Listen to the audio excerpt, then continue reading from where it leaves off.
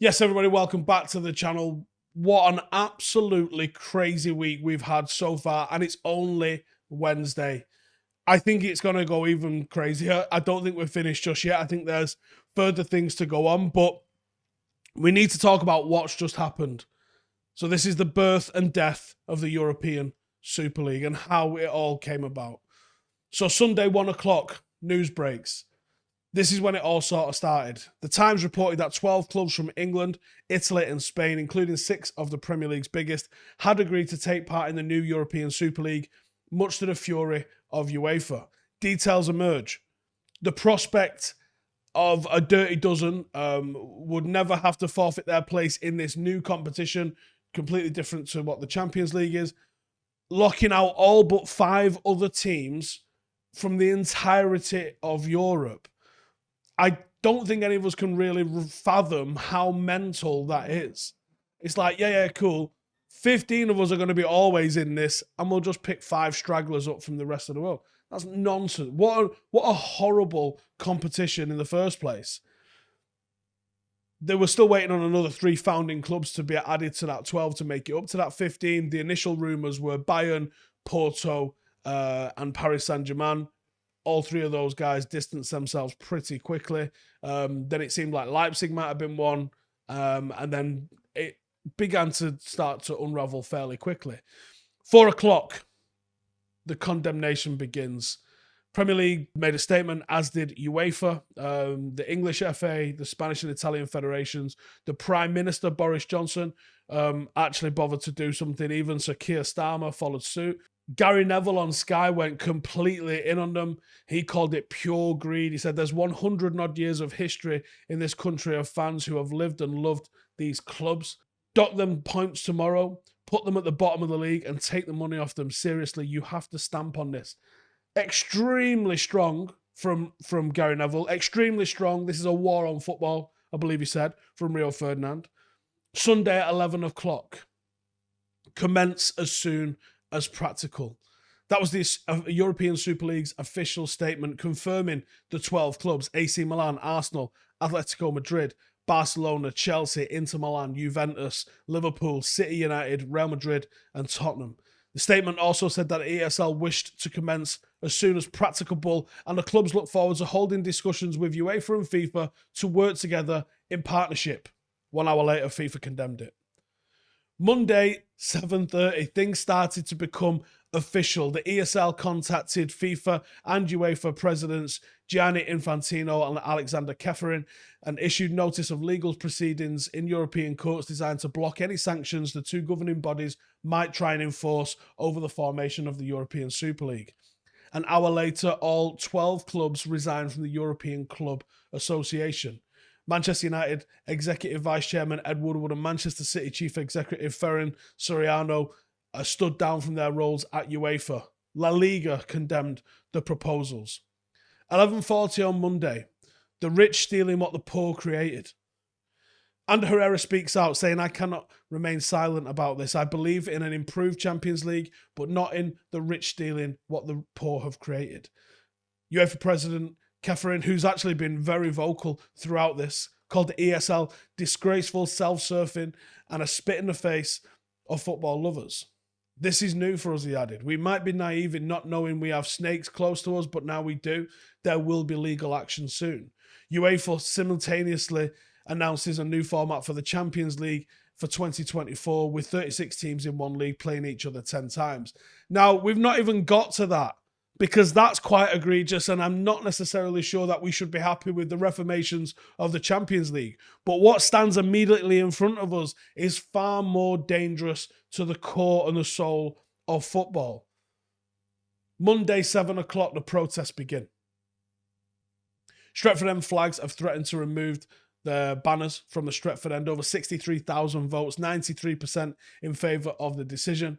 Protests begin outside Ellen Road before Leeds and Liverpool. Leeds supporters were joined by fans from other clubs as they gathered outside the ground to stage a protest, during which a Liverpool shirt was burned and a plain banner flew over the stadium displaying an anti-ESL message. Jurgen Klopp Confirmed opinion hasn't changed since 2019 when he was against the Super League. Leeds players wear the t-shirts with "Earn It" next to the Champions League logo and "Football is for the fans" on the rear.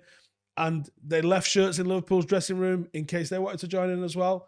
And apparently that angered Klopp. He says, "We're not involved in the process," he said. "We are one team. We wear the shirt with pride. Somebody has made a decision with the owners in world football, and we don't exactly know why." Tuesday, 6 a.m.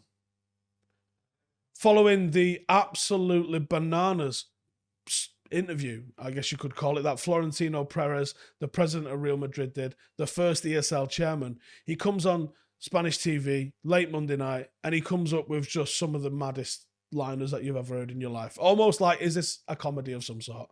He claimed the clubs were doing it to save football at this critical moment and that young people are no longer interested in football, suggested that matches maybe even need to be shortened because young people have a shorter attention span.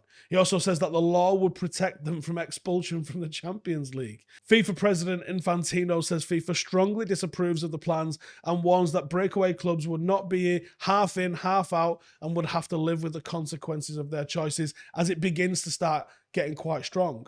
At 2 o'clock, a meeting of the 14 non-ESL Premier League clubs comes out and unanimously, vigorously rejects plans for the Super League, and the league announced that it was considering all actions to prevent it from progressing. And not only that, there was talk of them even being expelled from the Premier League. There was talk of all sorts of different sanctions happening.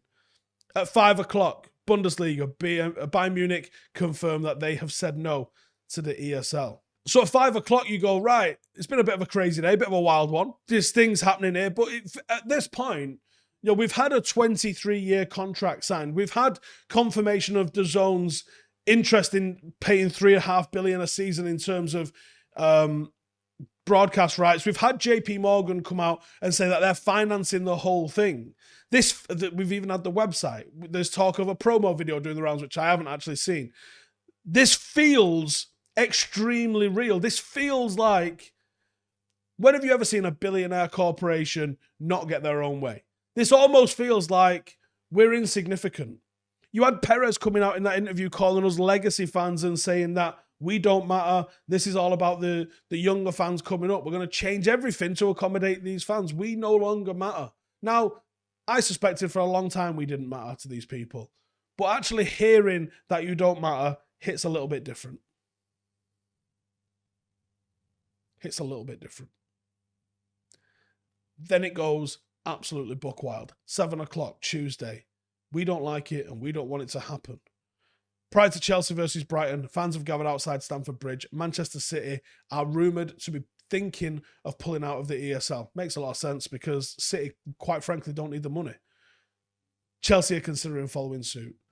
This is the gap in the armour that was needed. This is the opportunity that's required. If they all link arms and stand firm, it could have been very difficult to stop this going ahead.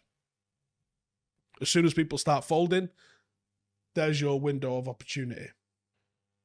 Then at 8 o'clock, Ed Woodward resigns from Manchester United, saying he's going to resign at the end of 2021.